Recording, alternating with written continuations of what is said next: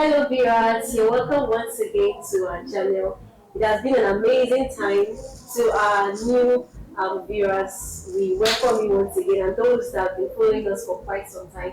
Thank you so much for staying tuned with us. And if you're yet to hit the subscribe button, please go right ahead to it because we have lots of amazing content that will be rolling in the coming weeks. I want to welcome every one of us once again and appreciate us for staying true in our channel. So today we're going to be having a very exciting topic and we're talking about financial literacy just as it concerns you young viewers and we're having lots of concepts that we're going to be talking about budgeting, saving, credit loans and a whole lot of that. Stay tuned as we have an exciting ride. Thank you. So here today we have two amazing guests in our midst in person of John Kalu. Favour Inya. Thank you so much, John and Favour, for joining us this You're welcome. today. We're so grateful. We're so excited to have you in our midst. So please tell us a little bit about yourself, John. All right. Thank you for having me here on this show. My name is John Kalu. I'm a graduate of accounting from the University of Port Harcourt. I currently work with Keystone Bank. So I'm a banker and also I do a virtual role as an accountant with a mental health company. All right. So I'm also into public speaking. All right. I go for conferences and speak in seminars. So that is the much I can say about myself for now. Thank you. Thank you so much, John. Favour, please tell us a little bit about yourself. Okay, thank you first of all for having me here. My name once again is Favour Inya. I'm a graduate of economics from the University of Port Harcourt. I work with Sales Plat. It's a company in Akure, but I do that remotely and I work as a finance lead. So aside that, I have a brand of mine that I'm building that is centered around finance.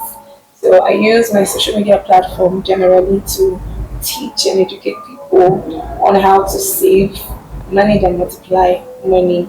And then I hold classes and sessions with people.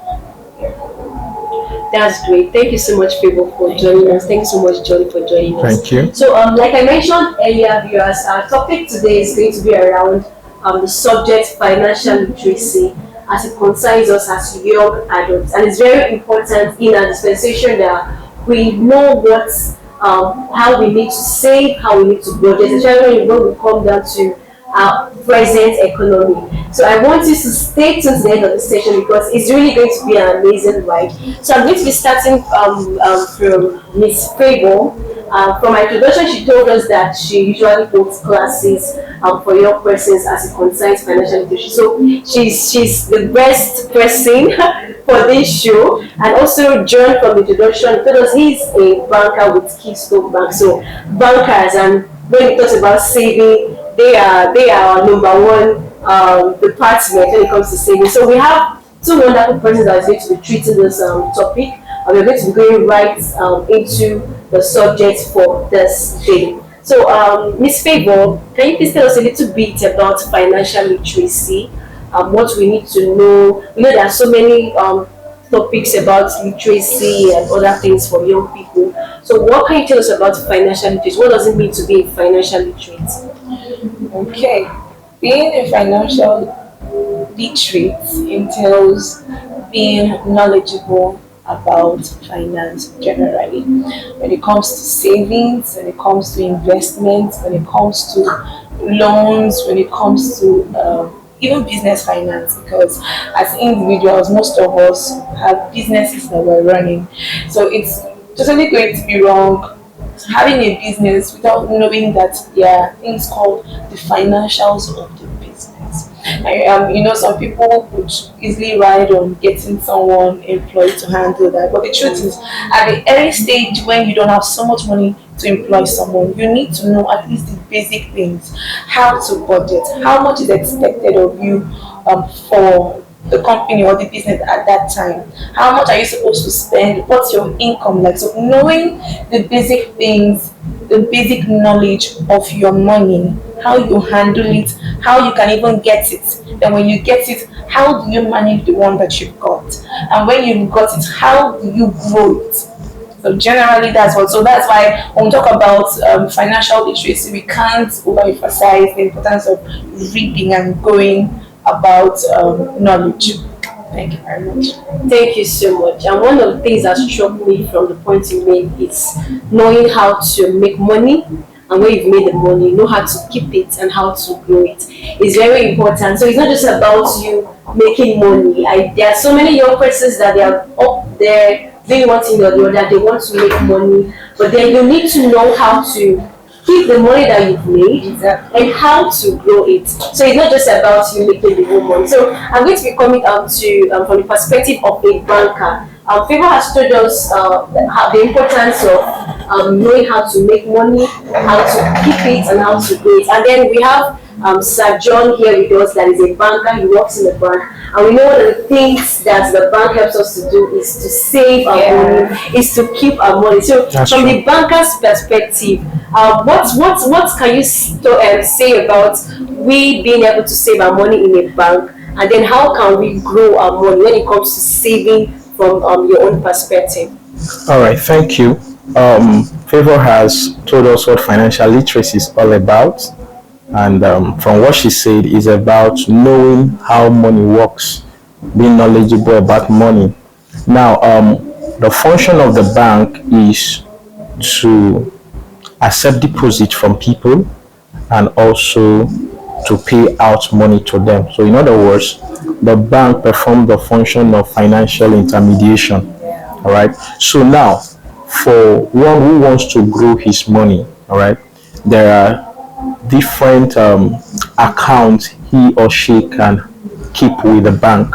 All right. We have fixed deposit account.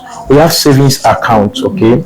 Though the interest that accrues to a fixed deposit holder and a savings account holder may not be much, you understand, compared to when you invest it, but it's a system that enables someone to save. Do you understand that? So the bank majorly is there to help one to save money, not necessarily to make profit. Sure. All right. Yeah. The only way you can make huge profit from your money is by investing it in shares, in stocks, all right, in bonds, and what have you. All right. So the bank enables someone to save money. For instance, if you have a savings account, you can decide not to have a debit card to avoid being tempted to spend the money. Yes. All right. So you can also decide not to carry enough cash with you in order not to spend on impulse. Yes. All right. So majorly the bank is there to help people save and not to spend. So at the end of the month or before the month comes to an end, you know what you are expecting. That is where budgeting comes in. You know how much you are expecting, and you know how much you will need to spend based on your needs and your wants. That is what we call 50-30-20 rule. Okay, 50% of what you earn, you say you spend on your needs. Then 30% of what you earn, you spend on your wants. Now, wants are not necessarily your need, but there are things you spend on that could help to improve your life. Sure. So you can do without them, right? Yeah. But needs are what you cannot do without. So 50% goes to your needs, your basic necessities like housing, clothing, feeding, right? And then 30% goes to your wants. Then 20% goes to savings. All right. Now I've not factored in tithe, offering, and all that. That comes first. So I'm holding that constant that you've already taken care of that. For those who are Christians, not everybody believes in tithing. You understand? Yeah. So for those who are Christians, I'm considering the fact that you've already taken care of that. So what is left as your income? 50% goes to needs, 30% goes to wants, then 20% goes to savings. All right. And when you budget, you are able to incorporate those savings into your budget, so that at the end of the month, you're not saving what is left after spending. You are spending what is left after saving. All right. And having a savings account or a fixed deposit account with the bank will help you achieve that goal. Thank you. Wow, that was so insightful. Thank you so much, Sir John. It came from the perspective of a banker. And when you were talking about you having a saving account and having a debit card, I just remembered I went to a conference one day. So I attended a conference, and then our tutor was taking us on a lesson about saving, making money, investments, and the rest of it. And then he made mention of the savings account. Like most of us viewers, we have a savings account. So he was like, how many persons have a savings account? And how many persons have a debit card? That is your ATM card. So, and almost everybody said they have an ATM card.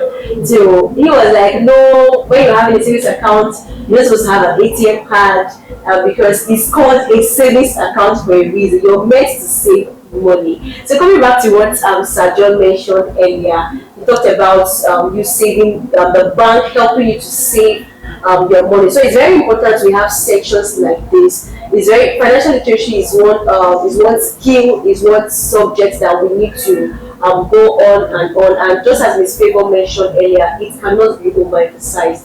It's very important that young people, working class people, even those that are retired, it's very important that you learn the skill of saving. Very, very important. So we're going to go right on into budgeting. Sir John has already given us a glimpse about what budgeting is all about. So I'm going to be throwing back a question to him. What is budgeting and how can you bring it into our 21st century? What do you think about the subject budgeting and how it affects the young adults? All right, thank you. Budgeting is the process of making financial plans on how to spend your money. It means telling your money where to go. There's a mistake people make about budgeting, and that is waiting for their money to come first before planning on how to spend it. Why it's a mistake is that when money comes in, so many things start demanding that money. And that is why economics teaches that human wants are insatiable.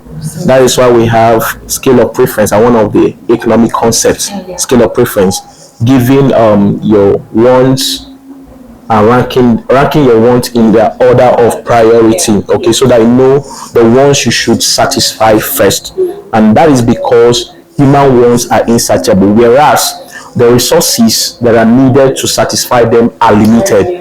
All right, so that is where budgeting comes in. You budget in order to keep track of your expenses. You make budget in order to tell your money where to go, what to spend on and what not to spend on. All right, so I would like to introduce this 50-30-20 rule. All right, is a rule that relates to budgeting. Now, the 50-30-20 rule is not really a fixed rule. It's something that one can adjust, you understand, based on your goals, what you want to achieve. All right, personally, I don't do 50-30-20 rule. I don't do 50-30-20. All right, because I feel 50% is too much to spend on needs. Now, first of all, 50% of your income, according to the rule, says that, according to the rule, 50% of your income should go to needs. Needs include housing, clothing, feeding. All right, yeah, those are basic necessities of life. You cannot do without them. So if you are earning 20,000 naira, it means that 10,000 naira out of 20,000 naira should go to needs. If you're earning 20,000 naira, 30% should go to your wants. Now 30% of 20,000 naira is 6,000 naira. Then the remaining 20%, which is 4,000 naira, should go to your savings. All right, now savings can be used to invest also. Okay, savings can be used to invest. Now the propensity to consume is higher than the propensity to save. Always the propensity to consume, the tendency to spend money, I call it from hand to mouth.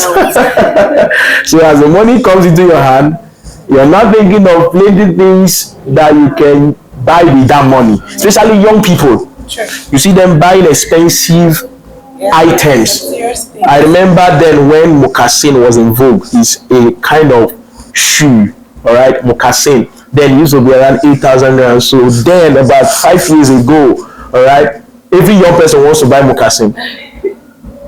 You see that? So saving is a very difficult thing for young people to do,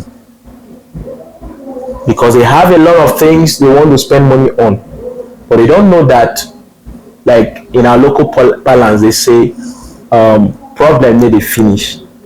So wants do not have an end, they are limitless. All right, so saving is a habit that should be cultivated by young people. And in order for you to save, you need to budget. Personally, I budget before the end of the month, before my money comes in, so that I know what to spend on and what not to spend on.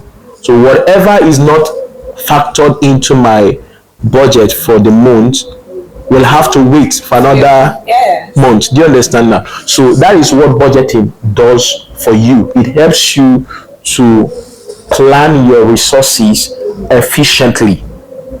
The challenge people have is being able to differentiate their needs from their wants. Basically, differentiating their needs from their wants. So some persons, they mistake their wants for needs, and so they spend on things that they don't really need. And at the end of the month, you find that they have less to save. And that is why I recommend that we save first. Somebody say pay yourself first. You pay for every other thing, but you don't pay yourself. Is a very big mistake people make, not paying themselves. You pay yourself, you work hard to earn the money, right? So you should pay yourself first before you pay for any other thing. Even if it's 10% of what you earn, if it's 20% of what you earn, all right? I run a cooperative, okay, which enables people to save. So the members of the cooperative are basically my circle of friends, people that are proven to be trustworthy, that I know that are faithful with money. All right. So how it's done is that at the end of the month, we contribute a certain sum, all right, and then one of us takes the money at the end of the month. Then another month, another person takes. No interest, no charges. It's just to encourage us to save. Okay, so I could recommend that to young people out there listening to us and watching the show. All right, so you can join a cooperative that can help you to save. All right, so very importantly, budgeting is a tool for financial planning. There is no way you can exercise financial discipline without budgeting. All right, without budgeting. So budgeting helps you to save money, helps you to plan your resources efficiently and wisely. Thank you. Wow, thank you so much. Thank you so much, sir. That's this part of budgeting it's something that we young people and working class people are to know, and not just knowing about it, just like what we are doing here. It's something that you should also practice, because it goes a long way to help you channel your money into the right direction. So just as Sir John has mentioned, there's a difference between need and wants. So I want Miss Favour to throw more light on these needs and wants and how it affects budgeting. Okay, thank you very much. I'd like to pick up from something you said about emergencies and wants. I think I was in a conversation with someone, and then he asked me how he was going to manage emergencies, and I thought he was actually talking about something very serious, only for him to say that sometimes you just stay and there's a need to eat and it's urgent. And I'm shocked, because something like that is not an emergency. School fees is not an emergency. That's true. That's true. Rent is not an emergency. That's because true. You know that you're certainly going to spend on these things. True. Okay, so going back to what you asked, I'll touch that and then touch something that concerns this thing young people do about coming to people's DM and asking for more than 2K. Like you rightly said, most times, and that I think that's a fundamental issue. We don't know the difference between our needs and our wants. That's why when we get money, the first thing that comes to our mind is, it was what I saw last month. Yeah. Okay, Let me go or get it.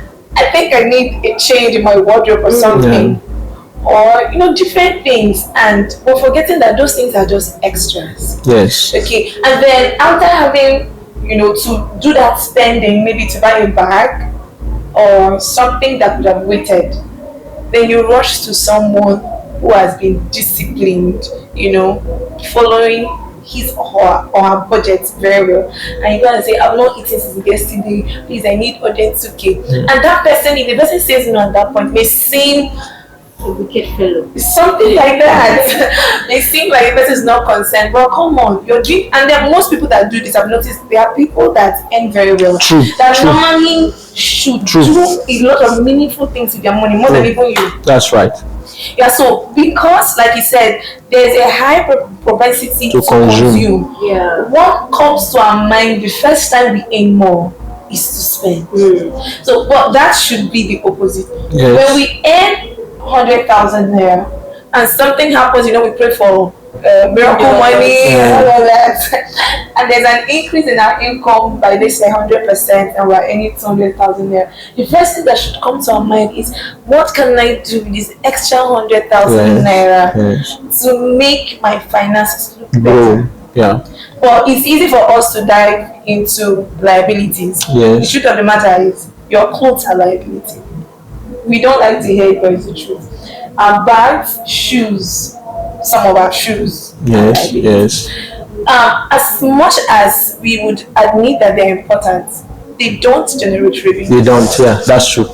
That's true. So people are saying, but it's important. I need to wear clothes because I'm a brand. I'm a brand, and I need to present myself very well. But it doesn't give you money. Although looking good is good business. Yes, true. But when you have clothes to do the things normally that you should do, and you want to go and get extra clothes that will not add to the brand, I think there is a misplacement of priority. Yeah. So we need to understand, when we talk about your needs, there are things that must happen. Yeah. I think it was something you missed when we were talking about needs. Bills now. Yeah. Utilities. Yes, exactly. Because you use electricity. Yes. You have to pay for those things too. There are things that whether you work or you don't work, you must spend on them. Yes. Okay, but your wants are the things that if you decide to make them wait, they will wait for you, Yes. and you will still run your life normally. Okay, yeah, that's it about needs and wants. Yeah, thank you so much. That was quite explanatory. It's very important as young people to know the difference between needs and wants. And while she was speaking, I also picked up some points that I might personally I need to go back to reflect on, and also to know how I can save more money. So I remember something that happened, I think 2 days ago. I got one extra cash like that, and I was going to Toba Junction, and I saw one lady say, bag, 15, come and buy bag, 15. And I thought, I need to get some handbags. And you feel like if you don't get it that time, you may. I thought that I was going to miss this opportunity to get this bag. So I went and got to where she was selling the bag, and I was like, this one is fine, it's very beautiful. But then I remember that this is not part of my plan for this month. And that was how I left the bag, I didn't find it again. So it's very important we have a budget plan, and just like Mr. John said, before the money comes, let us be able to have a budget. So when this money is coming, you know how to spend. I know someone, a businessman, that if you ask him for money, maybe at the end of the month or maybe within the month, he will tell you that, sorry, this is not part of my plan for this month. Let's keep it to next month. And this is someone that has created a budget for himself. And he has a plan, he knows. So if it's something that maybe doesn't have to do with life and death, maybe someone in the hospital that is dying or something, we just need the money for something, we say, okay, please, let's leave it till next month. And this is not part of my budget. So it's very important we have a plan. It's very important that before our money comes in, we already have a budget. So when the money is coming in, we are sending the 20% or 30% to our savings account and whatever place we need to send those money to. So I'm going to ask Miss Favour, who who is a financial literacy coach, to also give us more platforms. Mr. John has told us, has given us an example about the cooperative societies. That is another way you can use to save money. So I'll also ask Ms. Favour to give us some more examples of saving platforms. Thank you. Okay, I'll start by saying that I have a savings challenge that is currently ongoing. Okay. Yeah, and one of the things I encourage everyone who is currently participating is to use mobile platforms. Okay, so apart from saving with the bank, there are places where you can mobile apps that you can save your money with, and you lock the money up and you don't even touch it. Okay, and they have interest accrued over time, like you said, although they are not much. Saving, the aim of saving actually is not to grow money. It's just for the habits. Yes. Most times, what you're saving could be 500 naira, as funny as it sounds, every day or every month. At the end of the month or the period you want to save, it may not be up to something you want to use to do anything, but it is something to you over time. Because you're someone who is not used to keeping money aside, it helps. So that would also help people who are so impatient when it comes to investment. When you have mastered the habit of saving and leaving money somewhere and not remembering that the money is there, you would learn how to watch your investment grow over time.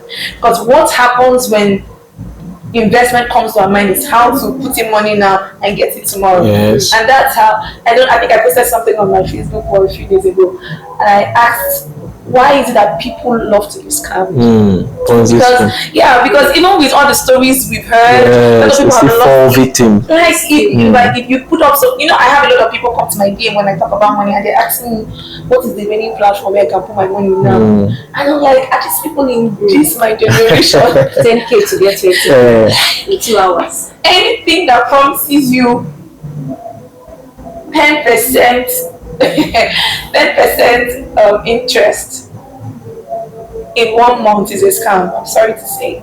Anything that promises you, I think even up to 5%. Promise 100%. You're going 50. far. Okay. Then 5.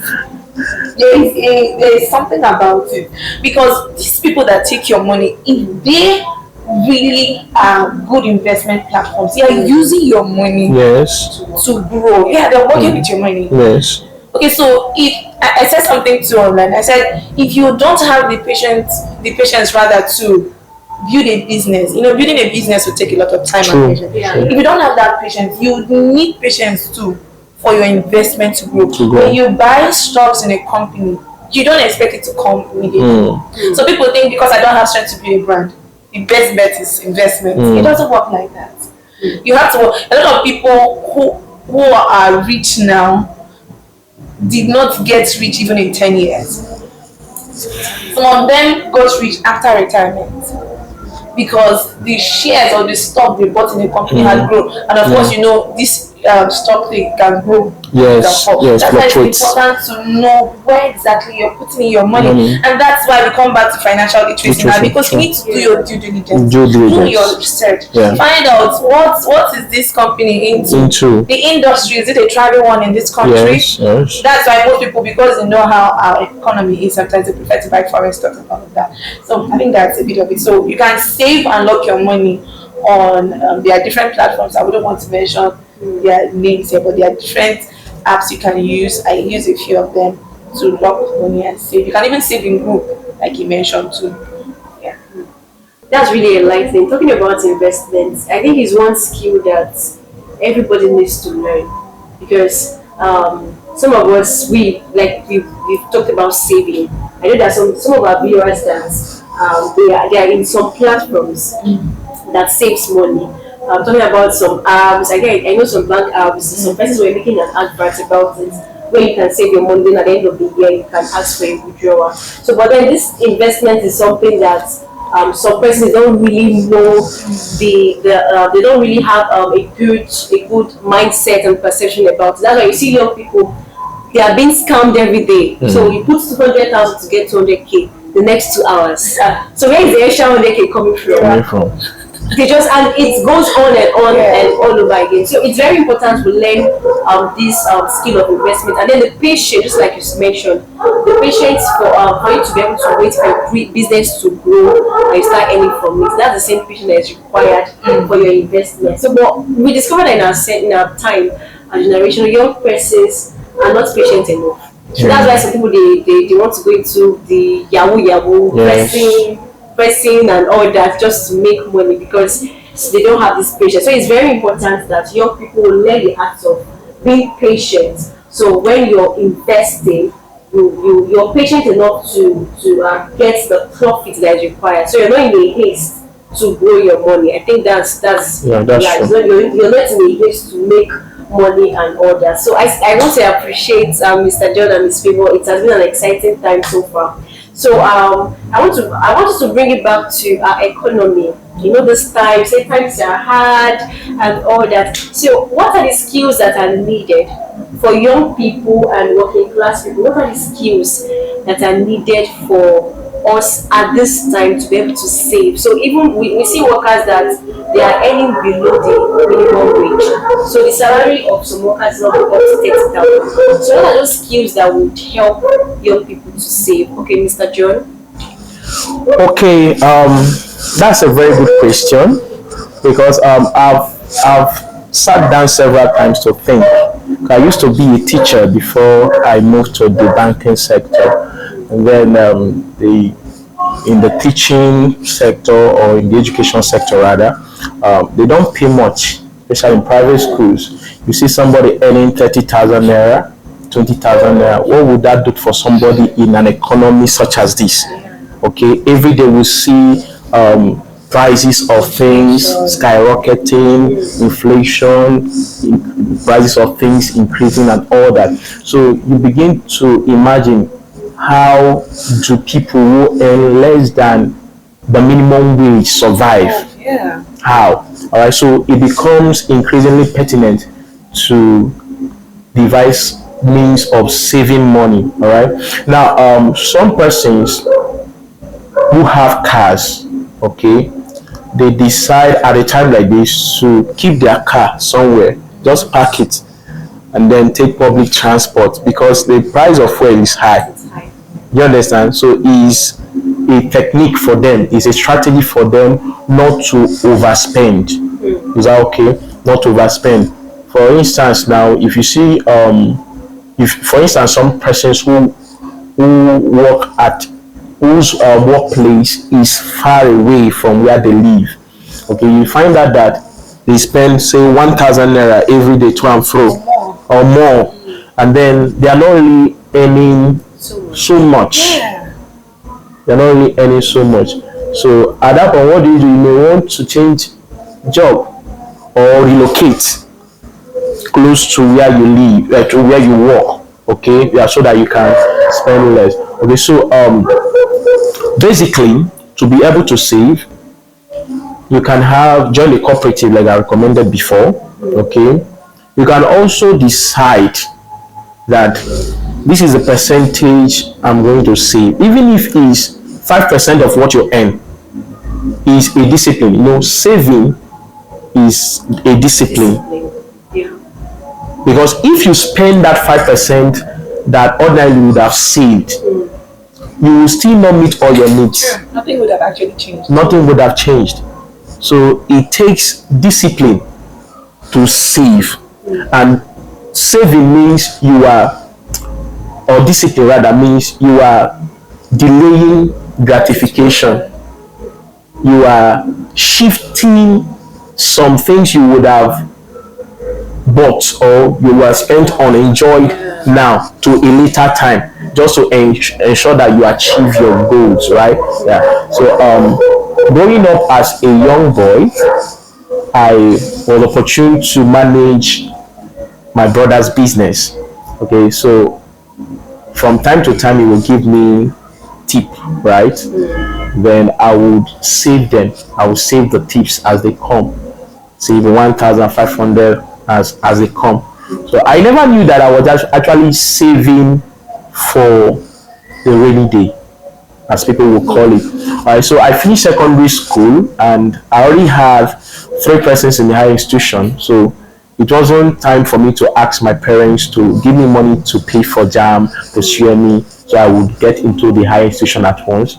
So at that point, I had to look into my savings. I saw that I had some money to pay for jam, so I bought jam form with my money and took the exam. I passed. I also needed to register pursue me, so I registered for pursue me with my money too. So I passed, and God willing and God helping me, I gained admission. Now at that point, I had to tell my parents, all right, that I've gained admission, and they were very much excited. They had to look for a way to raise some money to support me. So I also had savings. I augmented and did my clearance. Okay, so I began to imagine if I didn't have savings at that early age, you understand, that's mistakes young people make. Even people that come from a well-to-do family, they feel that it will be all rosy, and so they become stuck at a point when their parents are unable to meet their financial needs. Do you understand? So it's very important we save. All right, so even at a time like this when inflation is increasing, price of things are increasing on daily basis, it's about discipline. You join a cooperative, you decide to open a savings account and lock up your money there. Like my colleague here recommended, there are online platforms where you can lock up your money and save, and it will yield interest. It's not about the amount actually, it's about consistency, discipline. Yes, little drops of water make an ocean. So you are able, it's a habit you cultivate, right? So every month, every week, every day, this is the amount you're going to put in here, and you're going to keep it there. Nothing will make you to touch it. Some persons could decide to do savings boss. We used to do it then, right? Yeah. You don't have key, you don't have access to it. So you just put the money inside, 100 naira daily, 500 naira weekly, as the case may be. But what is important is that you are disciplined, you are saving, is a habit you are consistently practicing. All right, that is what makes your money to grow. All right, so in a time that it is still possible to save money, is about discipline. All right, and you need to understand what works for you. For me, cooperative works for me. Do you understand? Yes, savings account also works for me. An account I do not have a debit card for, it helps me to save. All right, yeah, so that is good. And from the savings, you can actually invest to enable your money grow. Thank you. Wow, thank you so much, Mr. John. That was a very, very, very important aspect. Know what works for you. It's a cooperative. You can look out for trusted ones and join. It's going to encourage you to save. So the economy is not an excuse, or it doesn't limit you to save. So even though you're earning 20,000 or 30,000, just as Mr. John has said, you have to learn how to cut down your expenses. If there are things you need to improvise on, so maybe the way you've been spending for some time, you can decide to cut it down. Ms. Favour, I don't know if you have things to add to the skills that we need in this hard time. He really said a lot of things, and but I would add a few things. Okay. You know, like you pointed out, discipline is very important. And then he mentioned ways, he mentioned the cooperative, right? Yes. He mentioned apps. Yeah. There's something else you can do. Get an accountability partner. Okay. Or sometimes when you want to spend something and you have to let someone know that you want to spend it, and the person knows what your budget is. Yes. It helps you. Yes. Yeah. But sometimes when they urge to want to do that, because it's a lifestyle you've built over time, if you want to learn how to save, it means you're decoupling yourself from a habit you've been in for a long while to cleave to something else. So you need someone to help. That's why sometimes I advise also it's good to get a coach, finance coach, get a community. I have a community, it's called Smart Money Community or Circle, where a group of people come, people who want to grow with their financial knowledge, be it savings, financial management, and investment. They are exposed to knowledge on things that can help them know how to be smart money managers and smart money investors. Okay, so when you have a community like that, it helps checkmate you. It helps make you know that you can't just do anyhow. It helps remind you that there's a goal. I think something else that would work for savings is knowing what you're saving for. Yeah. If you just want to do it for the habit's sake, or because there's a rule like that, and there's something like 20% that you need to push your money into, one day something will just come up, you go back back into it. That's true. But when you know what is that, I ask people when you want to save, you ask yourself, what are you saving for?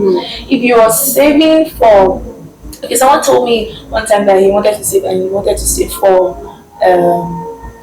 car papers. Okay, but there's something came up, and that thing was so pressing. I asked him, what is it? He said he needs to attend a wedding and he needs a shoe. And I asked him, which is more important? He couldn't answer. I asked him, what were you saving the money for? So that reason, that goal alone keeps your eyes focused, keeps your eyes single, because you know what you had in mind when you wanted to get that thing, or when you wanted to achieve that goal. So when other things come, they don't hold so much weight to make you break that saving. So it's good that when you're saving, you know the purpose of saving. I think that will work. Yes, very, very important. Thank you so much, Monsieur, for that point. You need to know the purpose of saving. That will help you. Like you said, stay focused. Your eyes will be single. Yeah, your eyes will focus. So no matter the pressure that comes, you already know why you're saving that money. Yeah. And accountability is very important as well. I remember, I think it was a video I saw, and then there's this lady that wants to attend a party, her neighbor's party, and then she saw the friends of the neighbor. They had their Gucci bags, they had so many shiny things and all that. And this is an entrepreneur that needed to buy her stuff. She was selling hair. So she saw the friends, and that was more like an operation. Like she wants to join them. So she had to use, I think, about 800,000 in dollars converted to naira to buy just one bag. Are you serious? True that story. To buy just one bag, and then have an entrepreneur. So she was just in that fit. So it's something that is relatable to young people as well. So at times we're in a sport, we're kind of a sport. So we see our friends getting something, and we also want to get it. Yes. Even though it's beyond. We want to match up. You don't know that source of income. Yes. So you don't even know how they get those things. So like when we're still much younger in secondary school, we see the people from the wealthy family. We see them with their kind of phones, cell phones, gadgets, and you also want to get things like that. So it's not worth it. The pressure of trying to join other people spend the way they spend, even when your income is not up to it's not worth it. So it has been an amazing section. Thank you so much once again. I just have one last question for Mr. John. Okay. You're a banker, and I believe you have one or two things to say about loans. Okay. So as individuals, or maybe as business people, what's the place of getting a loan? Is it something that it's advisable? What are the modalities, and what can you advise our viewers? All right, thank you. To begin with, I want to say there are two sources of finance to a business. All right, I know I'm talking to young people who probably have small businesses they are running. All right, so there are two sources of finance to a business. One is equity finance, which is the one that comes from you, while the other is debt finance, which is the one you get from outsiders, from investors, from financial institutions, from third parties that lend people money. All right. So ordinarily, I don't advocate debts. I don't advise people to borrow money for personal use. But debt is a good thing when it comes to business. Yes, good debt. Yeah, good debt is good when it comes to business. If you're borrowing to run your business, is fine. All right. Now, why is good is that for large organizations, okay, they save tax on the interest they pay on their debts, on their loans. Okay, I'm an accountant also, so when you're preparing financial statements, say statement of profit or loss account, you deduct finance costs, which is the interest before charging tax. So that portion of your revenue that you pay interest with, you save tax on it because it will not be subjected to tax. That is why large organizations like Dangote group of company and rest of them, yes, they opt for debt borrowing instead of using their own money, even when they have it here. Lots of them. Yes, because of tax savings on the debt. Do you understand that? So for young people who have medium and small scale enterprises they are running, I could recommend taking loans such as small business loans. Okay, several banks have have designed accounts that enable small and medium scale enterprises access loans. For instance, Keystone Bank, okay, that's where I work. So I know they run what we call Grow Better account. They also have Grow Biz account, is specially designed for small and medium scale enterprises. Is seamless to access loan using those accounts. But for big organizations that are registered with the Corporate Affairs Commission, that have their memorandum of understanding and articles of association, they can get a higher loans with corporate accounts. If they have a corporate account, they can have higher loan. But for those whose businesses are not registered with CAC, they can open Grow Better account or Grow Biz account. For other banks, they call it different names, but there are accounts that are designed for SMEs to enable them access loans seamlessly. Okay, so I could recommend borrowing from financial institution to young people who are entering into business to enable them grow the business. You know, the amount of capital you have determines how fast and how much your business can grow. All right. Now, they don't necessarily even have to, I mean, young people now don't necessarily have to borrow from banks. They can borrow from family and friends. I have a young sister, a younger sister, right, who wanted to open a business last year, sometime last year, tailoring business. And she reached out to some of us as siblings and family members to gather money, to gather funds to start up the business. She didn't go to any bank to assessment. It's even now that the business is going that she has met me to tell me about borrowing from the bank, from my bank. Okay, so we are working towards that because business is growing actually. Okay, so she started from funds generated from friends and family. Yeah, it's a very good one. It's a strategy, and that way you don't need to pay interest even. Do you understand? Yes, except you want to, like I told her, I'm not actually giving you this to get interest from you, but she gave me interest out of her own volition. So borrowing from family and friends, you don't really need to pay interest because it's family, right? It's family. It helps you to save more. Okay, as the money comes, the profit comes, you plow back part of it to the business to grow the business. That's what we call plowed back profit. You're not spending all you're generating as wage. You have to exercise so much discipline. There are 4 stages of a business. We call it business cycle. We have the introductory phase, the growth phase, the maturity phase, and the decline phase. All right. So the introductory phase is that phase where you're not really making much profit. You are trying to build a brand. You're building the business. You're making people know about you. All right. At that point, you need to discipline yourself. You have to put more money, more funds into the business. So yeah, even your personal funds, and even as you're making small profit, you're not even using them. You're plowing them back. Do you understand? Yeah. So borrowing is good. You can borrow from friends and family. That one you don't need to pay interest. You can borrow from banks by opening an account specially designed for SMEs to enable them access loan, like I've recommended Grow Better, Grow Biz. If you have an account with Keystone Bank, I think that would be enough for now. Thank you. Thank you so much, sir. Thank you so much, ma'am. It's good. Thank you so much, Mr. John, for that. You're I welcome. believe our audience they now have a knowledge about loans and how far it can help your business. So I want to go back to Mrs. Favour. As a financial literacy coach, what do you have to say about loans?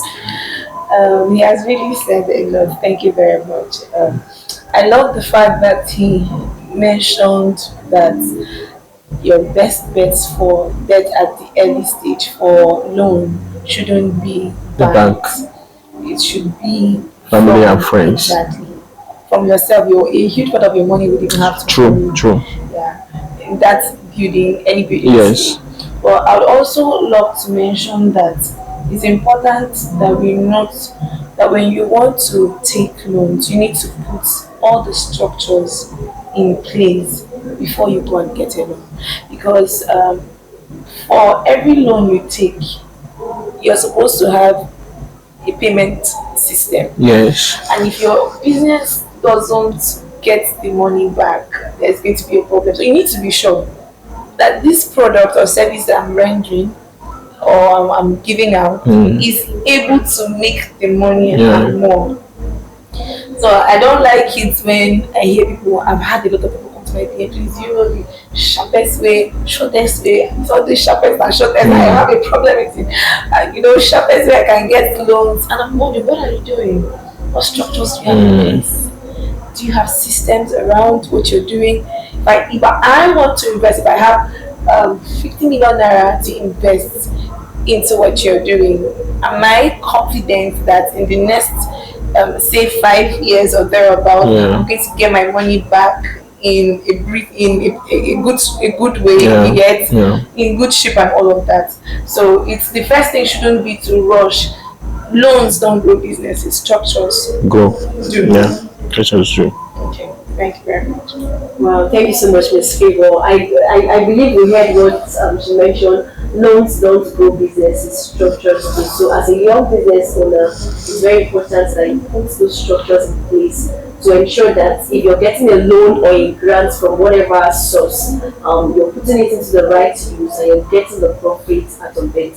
I sincerely want to appreciate everyone that has stayed through to this time. It has been an amazing section with our guests, Mr. John and Mr. Favour. Thank you so much for staying through. So just to conclude this section, I would love to ask if our guest speakers they have something for or there's something to add in light with what we've been discussing so far. So, Mr. John. All right. So I will just give my final words. Okay. It's been a swell time here, and I feel honored to be on this show today. My final word to you, my audience, is this: give yourself to financial literacy. Now, financial literacy is not taught in school. It's not a product of going to school. Sure. It's a product of personal development. You get books and read. Okay? Yes, you go on YouTube, you listen to financial analysts. Okay? Great minds like Robert Kiyosaki, right? Brian Tracy, and what have you, right? I read some few books that helped me to gather financial knowledge, and the books have been helpful to me. Now, some of those books include Rich Dad Poor Dad, Millionaire's Door, the Richest Man in Babylon. Those are books that you want to read. Okay, so I recommend that you give yourself to reading, all right, to build yourself in the area of finance. Don't forget, I said financial literacy is not taught in school. It's a product of personal development. And for you to develop yourself in that area, you need to read financial books on finance. Okay? And also, given the economy we find ourselves in, I also want to advise that you look for a skill and learn. In our time, it is skill that helps someone to thrive. Skill. having a skill. People say there are no jobs out there. It's true to some extent. Personally, I don't really believe it in total. I believe if you have value, you get jobs. You get jobs. You understand? So let's just say that there are no jobs out there. It's now important that you get a skill. If there are no jobs out there, then you need to start doing something. Get a skill. Learn how to sew, right? Yeah. What other skill one can? Digital skills, yeah. Writing and the rest of them. Those are skills. Build on your writing skills. You can earn in foreign currency. The people are doing a lot of things out there, genuine things, legit things to earn money, right? Yeah. So they don't have to wait for someone to employ them. So they get skills that are relevant to our generation, to our time, that help them to make money. All right. So you could learn a lot of them, tech skills, right? Yeah, data analytics and all that. Okay, so that can help you to even earn in foreign currency. And of course, you know that foreign currencies have weight compared to our local currency. Okay, so I would recommend that you get a skill. Okay, there are a number of skills out there you can learn that can help you to pay your bills, to earn real income. All right, thank you. Thank you so much, Mr. John. Our viewers, I hope you've gotten one or two things, most especially from the books that you mentioned that you recommended. So you can go over to the bookshop and get those books. And then talking about skills, it's very important for you to learn this skill. More like a side hustle, and then to maybe your career as a recent graduate. You don't just have to wait for you to get a job. You can go out there and then it's key. Thank you so much, Mr. John. You're welcome. Back to you, Miss Favour. Do you have something to tell our audience? Of course. First of all, I'll say thank you. I feel so excited to be here. I could talk about money the whole day and not get tired. I sincerely love talking about money, but I see it as an integral part of every human being. Okay, and I want to talk about the fact that most people don't have issues with how to make money. Some, to an extent, don't have so much issues with how to manage. Okay, so for someone now that knows how to make money and has learned how to manage, the next thing they would want to talk about, of course, is how to invest. True. And so when it comes to investment, I would like to focus on that in the last words I have to say now, because that's what determines if you ever get wealthy. You don't get wealthy by what you earn, it's by what you make. Earning is where you get the money. And then after you do the saving, financial management, you start making money. That's when the money works for you. Okay, so when you are thinking of investing, before you go into investment, you need to understand what your risk level is. Risk appetite. Exactly. Your risk level will be different certainly from mine. Because what my financial goal is different from yours. What you can take in as a risk is definitely different from mine. Depending on the exposure I've had about life, the environment can, act on appetite and all of that. If you've had exposure, you've gone through a lot of things, you might take in more than I can. True. Okay, if you've lost some kind of money, you may be able to take in some things. Become risk averse. Exactly. Okay, so you need to understand what your risk level is. If you're investing more money, just know that the higher the money you invest in, certainly the higher the returns and higher the risk. True. So if you're investing in any platform, or need to know, if I put in, like I said earlier in one of the questions I was answering rather, when it comes to buying stocks in company, what you're doing is owning a part of the business as a shareholder. It means that if the company is doing well, certainly your stock will do well. Appreciate. Of course. True. If the company does not do well, it means your dividend or whatever it is will depreciate. So all you do is to pray that it keeps going up. And that's why you should make sure that whatever company you're investing in is a company that has done well over time. over time. True. Time is important when it comes to investment. So if you're putting your let's say 60,000 naira, 50,000 naira, 500,000 naira, be sure. If the company doesn't do well, Yes. that money is something you can forfeit. You can forfeit. True. So that's something people should know about investment. Yes. So you don't take your rent. You know, a lot of people when that Ponzi scheme. Yes. People took their school fees, their rent, and a lot of things into that. And when it crashed, some of them had to drop from school. Yeah. So students, that's not a good way to go. You make sure that that's why in the budget rule, you should keep that saving. A part of that saving should be for your investment. Yes, that's why if you check that percentage is quite low. So that if anything happens to that investment, you're okay. And you make sure it's something you can fulfill. So check. For someone that are thinking high risk, good, fine. Go into it. Be ready and be assured that once that investment goes well, your dividends will be high, of course, than the person that invested heavily. But just make sure that there is a high risk involved. It's important that you know that, so that you don't feel that you were scammed. Just know that maybe the company did not do well at that period. Thank you. Wow. Brilliant. It has been so amazing. I so want to appreciate Mr. John and Mr. Favour. My pleasure. This session is an eye opener to most of us. Even me, I've learned one or two from the session so far, and I believe our audience learned a lot from this session. I want to appreciate you for taking out your time. I know if it's more of a consulting aspect, like the what we were meant to pay actually is going to be so high. But I want to appreciate you for giving this opportunity to our viewers to get this knowledge. And I want to appreciate everybody that stayed tuned to this time. I believe you all had an amazing time.